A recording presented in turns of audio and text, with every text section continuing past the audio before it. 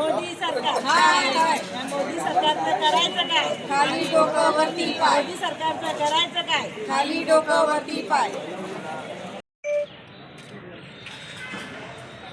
मुळात युद्धाच्या पार्श्वभूमीचं कारण पुढे देत केंद्र सरकारने जनसामान्यांच्या घरगुती गॅसचा दर वाढवलेला आहे आणि हा दर वाढवायचं तसं काही कारण नव्हतं, तुटवडा आहेच. त्या संदर्भात जनसामान्य जरी रांगा लावून उभे असतील, कारण आज गॅसवरून चुलीवर यायला लोकांना प्रवृत्त या केंद्र सरकारने केलेलं आहे.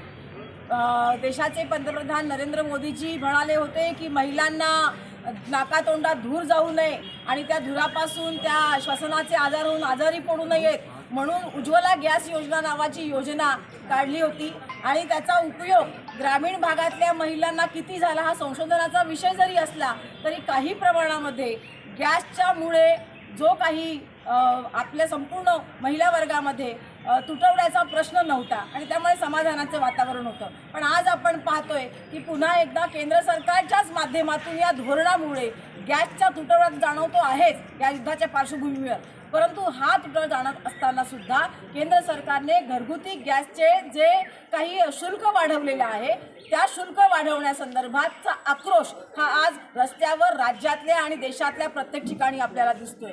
लोकांची खंत आहे की सरकारने खरं तर या ज्या काही मूलभूत सुविधा आहेत या मूलभूत सुविधा जनसामान्यांना योग्य पद्धतीने दिल्या पाहिजेत, परंतु ज्याच्यावरती अन्न शिजलं जाईल ते गॅस काढून देऊन केरोसिनही आता आमच्या रेशन कार्डवर मिळत नाही, म्हणजे आई भीक मागू देईना आणि बाप जेवू देईना अशा प्रकारची व्यवस्था केंद्र सरकारच्या माध्यमातून केंद्रात असेल, राज्यातल्या सरकारच्या माध्यमातून राज्यात असेल, सर्वत्र पाहायला मिळते. आज आपण पाहतोय रस्तोरस्ती गल्लोगल्ली आणि विशेषतः ज्या ठिकाणी आमचे गॅसचे वितरक आहेत त्या वितरकांना जनसामान्यांनी भंडावून सोडलं आहे, कारण मुळात जी आमची मुदत होती ती 21 दिवसाच्या वरून आणखीन पुढे वाढवून 45 दिवसापर्यंत नेलेली आहे. जो घरगुती गॅसचा नोंदणीचा कालावधी आहे तो 45 दिवसापर्यंत पुढे वाढवला आहे आणि त्यामुळे शाश्वती राहिली नाही लोकांमध्ये की आम्हाला हा गॅस मिळेल. आणि म्हणूनच या सरकारच्या दुटप्पी धोरणाच्या विषयी आणि गॅस तुटवडा आणि त्याचबरोबर वाढवलेल्या शुल्काच्या विरोधी महाविकास आघाडी वाडा तालुक्यातर्फे या मोर्चाचं आयोजन करण्यात आलेलं आहे.